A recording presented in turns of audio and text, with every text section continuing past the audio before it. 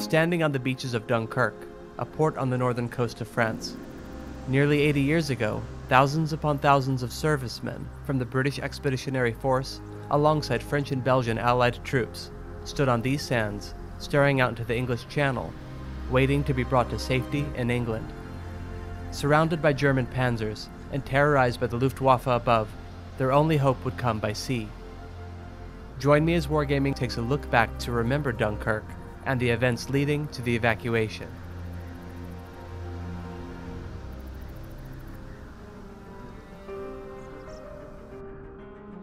September 1st, 1939. Germany successfully invades Poland, prompting England and France to declare war on Germany 2 days later. The annexing of Poland, comprised of tanks, warplanes, and warships, marks the beginning of World War II as we know it in the West. May 10th, 1940. Germany invades at dawn, deploying all of its forces against France, Luxembourg, Belgium, and the Netherlands.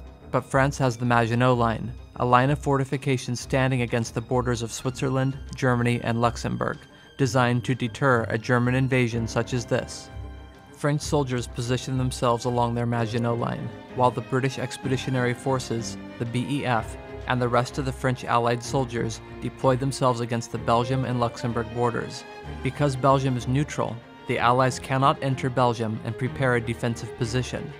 Germany brings westward Army Group B, comprised of thousands of armored vehicles, while more than 1,000 bombers, dive bombers, and fighters fire upon the airfields of the Netherlands, Luxembourg, Belgium, and France.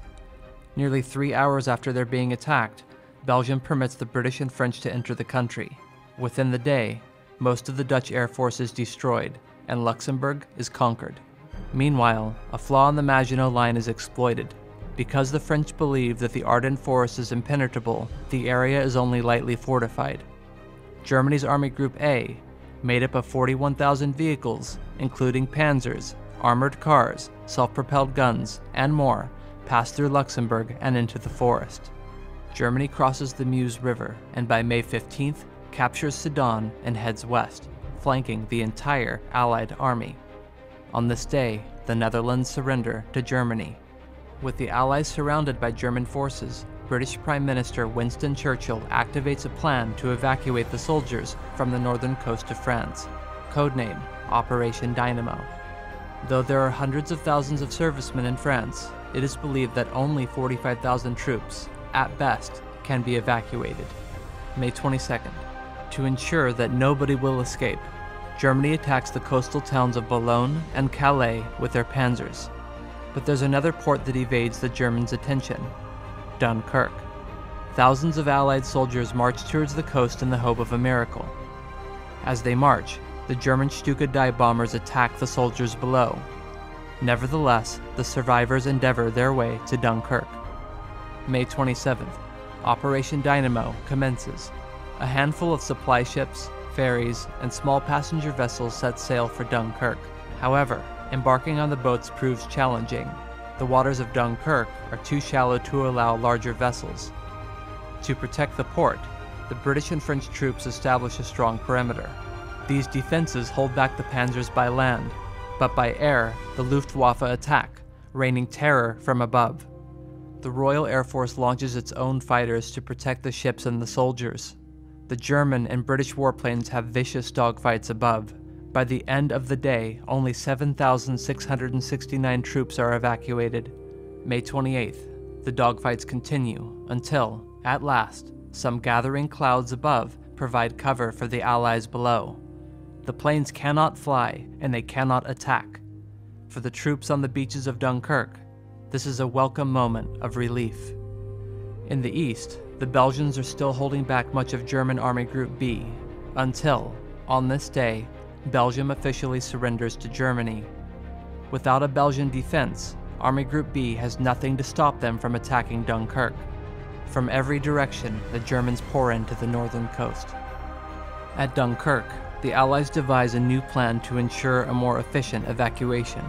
The soldiers will embark atop the eastern breakwater, otherwise known as the Eastern Mole, stretching out nearly a mile. The water alongside the mole is deep enough for several destroyers to dock. Dozens of ships, including destroyers, minesweepers, lifeboats, and more, evacuate 17,804 men. The breakwater evacuation proved successful, but watching the evacuated ships sink into the waters quickly dashes any hopes of crossing the English Channel. May 29th, German Stukas and Luftwaffe continue their attacks, sinking destroyers, personnel ships, and other boats, each with hundreds of evacuees on them. They attempt to attack the mole, but do little to no damage on the breakwater itself. In spite of Germany's efforts to deter the evacuation, 47,310 men are saved. May 30th, German pressure eases once again, with cloudy skies preventing the Luftwaffe from attacking, and many of the panzer divisions ordered south to conquer the rest of France in what is known as Germany's Operation Red. 53,823 soldiers are brought to England. Still, nearly 200,000 troops remain hopelessly stranded on the beaches of Dunkirk. May 31st, with the most powerful German Stukas now fighting in the south, the attacks leave little damage on this day. Meanwhile, the citizens of England gather together more than 100 civilian boats of every shape and size at Ramsgate, determined to save as many men as possible. Together, they make up the little ships of Dunkirk and set sail in a flotilla. Some civilians are attacked, some civilians sink. Most continue courageously. Because of the little ships, the citizens contribute to the most successful day of Operation Dynamo, evacuating 68,014 men. June 1st, recognizing that the BEF are escaping successfully, the Germans order the Luftwaffe to return to Dunkirk and stop them. Hundreds of Stukas and bomber sorties shoot down English fighters and sink ships. By land, German artillery fires upon the perimeter of Dunkirk, now being defended largely by French soldiers. Despite the attacks, 62,429 troops are saved. June 2nd, the bombing of warplanes and strafing by tanks continue, and 26,256 soldiers are saved. On June 3rd, 26,746 more. And on June 4th, during an overnight evacuation, 26,175 troops are evacuated. Operation Dynamo, estimated to save a maximum of 45,000 soldiers, saves more than 338,000 men.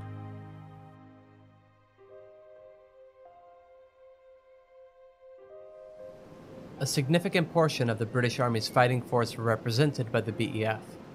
The rescued personnel would go on to form the core of the rebuilt army which would carry on the fight. Had they not been evacuated, it was feared that Germany could have invaded and even defeated England. The evacuation at Dunkirk, otherwise known as the Miracle of Dunkirk, remains a remarkable turning point in World War II history. By land, by sea, by air, several nations battled over the lives of hundreds of thousands of soldiers. The miracle of Dunkirk is that in spite of all these odds, these soldiers lived.